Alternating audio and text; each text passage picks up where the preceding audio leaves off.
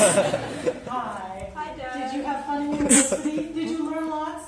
Was it a good use of our money? It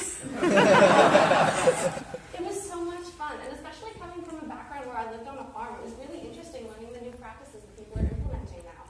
I have some really good ideas on how we might improve it. What do you mean improve our farm? There's nothing wrong with our farm. Our farm is great. Well, for example, like tillage. What's wrong with tilling? It aerates the soil, it mixes the fertilizers into the ground, and you know what? I haven't seen a weed in years. But see, there's still problems with tillage. Like, it disturbs the topsoil and the underground ecosystems, and it makes the organic matter down so that the roots can't get to it, and then you have to use more fertilizer. That's true. We have been using a bit more fertilizer lately. It's been costing us because of our soil. But the fertilizer we buy is dirt cheap. Instead of tilling, why don't we try conservation tilling? This will still mix the soil like you want, but since it doesn't penetrate as deep, it doesn't disturb the underground ecosystems quite as much or all the time. And the same thing about not paying for fertilizers, especially if we switch to organic, even over the long term. You could stop paying for pesticides and herbicides too. Well, if I'm not using pesticides and herbicides, how am I going to get rid of the bugs? What if they eat all of my corn? And doesn't it cost more to go organic? But there's a market for organic. Like, people are willing to pay for it. It's in demand. Well, how am I going to grow crops if I can't use fertilizer? They won't grow as fast. You can start talking to our neighbor farmer Bob again. You could buy his manure. He's a cattle farmer. He gets lots of manure from his cows. And then you could, like, trade the corn stalks that we're not selling. But we could, like, trade them to him and get manure. And we could, like, keep a strong farmer community. That's actually a really good idea because we have a really good relationship with most of our neighbors and we could save so much on fertilization that way. And I guess even if our neighbors aren't yet organic, we could also improve our relationships with them and create a community project to make everybody organic. But don't, I remember you mentioning pests earlier, and there's ways that we can combat that without using herbicides and pesticides, like polyculture and crop rotation. What do you mean polyculture? This is a corn farm. This was a corn farm when my father bought it, and this will be a corn farm until the day that I die. Look, just be open to new ideas. There's less pests with polyculture, and more diversity and variety in what you can grow, especially with like improving ecosystems, and there's less diseases. And less food. Less food. But No, less food. there's more variety. There is so much more variety. And it's a wider range of foods to sell to a wider range of customers. And have any of you ever heard of the three sisters? I have one brother. No. No, it's a form of polyculture where you plant corn, just like you do already, but you also plant beans and squash. The beans and corn together also act to mitigate a vertical gardening, which allows you more space to grow more vegetables. Speaking of vertical, you guys are starting to drive me up the wall. Hey, I'm glad you mentioned this, because the food minerals that you guys put into your corn, it uses a lot of fossil fuels. And especially if you were to start selling local, you could really boost the local economy and save. But it'll cost us so much more to drive around and sell our own food rather than what we do already. Yeah, we just put all our corn in a truck, they ship it off, and then they send us money. Drive for 2 hours to like Winnipeg and just sell it to the peak of the market there. Like, people want organic local food. There's a good market for it. And like farmers markets, sure, the food's a little bit more expensive, but it tastes so much better. That's true, actually. I do have a friend who lives down the street a few blocks, and she's worked with Peak of the Market selling organic food, and she said it's sort of a novelty selling organic food. We can sell it at a premium price and make a huge profit from it. Yeah, and you can sell it as a full meal too, since it's like everything we need for a full meal, and just like send it as a prepackaged dinner. It costs a little extra money. What are you going to say next? That I can't water my plants? We're going to grow them without water? It's good you mentioned irrigation too, because I mean, have you noticed any differences in the water around here? Actually, niece, I did. I took a walk this morning after I got here because I'm just visiting. I walked across the street that your father and I used to swim in as children. And it's disgusting, it's green, it's scummy, it's slimy, and I wouldn't touch it with a 10-foot pole. And see, this is because of your irrigation, all the irrigation you're doing. The pesticides and herbicides you're putting on the fields are causing runoff, and it's causing eutrophication and an unhealthy water system. And you know, we are running a farm here. Maybe we should rely more on the natural process. You know, and by replanting the trees and also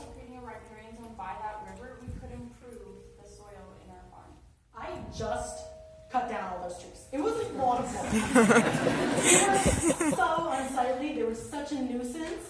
And there were squirrels everywhere, and there were animals, and I don't want them eating my food. You cut down my treehouse! I felt that. I'm like, I'll do it. We had so much fun playing that treehouse when we were kids. Well, now you can have more fun tending to the crops, maybe.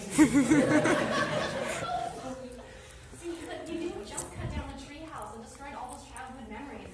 You're destroying the habitats of the animals, and whether you like it or not, they were there before, and they're part of the farm. You also weaken the ecosystem, and that's really not good. The trees also, when you cut the trees down, it's now there might be erosion on the bank, and you don't want a smaller farm. No. What? Why is the farm getting smaller? When you have trees right by the river, the roots really stabilize the bank and prevent a lot of erosion. And if we were to add to that and put in a really healthy riparian zone with a buffer strip, then you know your farm would be healthier than ever and be able to continue on as a legacy for your own daughter. Because I'm totally down on running this farm. See, what do you think? There's got to be some good ideas here.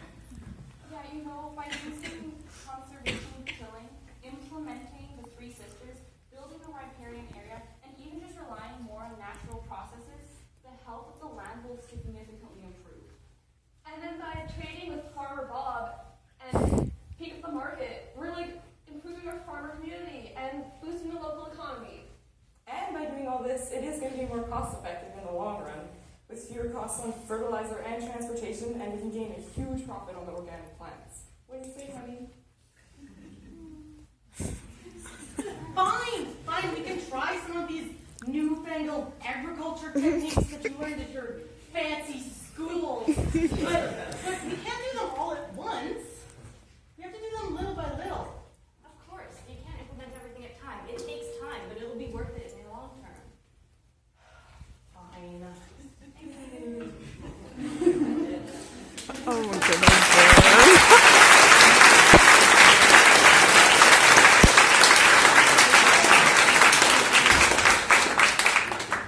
Thank you very much. Just gonna wait for a couple seconds. We're good to go? So just would like to have 5 minutes of questioning, that'd be great. Great job. I really enjoyed it and I love the points that you made. I would just like clarification on one thing. You talked about putting in a riparian zone, building it. How would you do that? How would you go about building a riparian zone? Well, to create a healthy riparian zone, you don't really build the riparian zone. It's the area between land and water, but you can make it healthier by doing just a few small things. Like you can add a buffer strip, which is native grasses and native shrubs and trees, and it'll help stabilize the banks, and it'll also create a whole new ecosystem that'll be great. Again, a very good presentation. I laughed and I was convinced by your arguments. Very well done.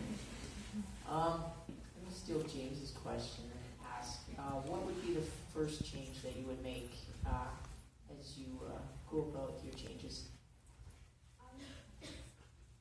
It'd probably be cutting out, trying to minimize the fertilizer and doing a bit of crop rotation, because that's not as hard to implement, like changing from monoculture to a polyculture. Like you kind of like, I mean, the soil's healthy-ish because they've been doing stuff to it, but to start doing it in a more natural way and to start implementing like sort of polyculture techniques. And And also starting new the next year. Yeah, instead of just starting by adding a bunch of new things, you can start by reducing some of the impacts of the things that we are already doing. So like reducing, maybe using low tillage instead of no tillage, or less irrigation. Great, I enjoyed it too. I was just wondering, you mentioned some ideas about tillage, and I'm just wondering if there's any impacts that might have on the types of crops that you might be able to grow. Would it affect that, or the type of machinery you might need? Are there some other implications to going no-till? We were talking about going not entirely no-till, but just reducing the amount of tillage that we would use. Therefore, we would already have machines that are kind of necessary for that process. And when we're not using it, another good way to bring in income would be to like rent it out to people maybe that were doing the same thing, or sort of sharing in the community the machines that we have. And that'll also help build the community and make it stronger. And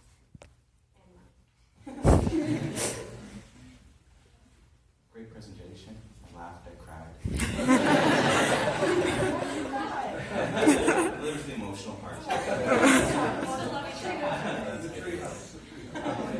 Just building on May's question in terms of where you would start, I'm sure you realize in terms of going organic, there is some time involved, and that is a big leap. So what would your thoughts be in terms of getting to organic, and maybe what would you do in the meantime in terms of sustaining the business part of your farm? I think it would be a sort of slow process because you can't just change everything all at once. It's not good for the ecosystem, it's not good financially for us or anything. It also involves, going organic doesn't just involve your farm, it involves everybody around you, all the surrounding farms and the runoff. And by the sounds of it, I mean, it seems like we had a pretty good start with, so I mean, there's obviously some money saved up, and if you're gonna go and make this better for future generations, you've got sort of a foundation to start from. Like, I mean, it's a conventional farm, but it's not in shambles, and there's obviously money somewhere in here, so. Yeah. It's a conventional farm, it's not sustainable, but it's still working. Yeah. Still making money. Paying for certification or something, like, you've obviously got something saved away. And by improving relationships with the farms around, we're also trying to make organic into more of a community project.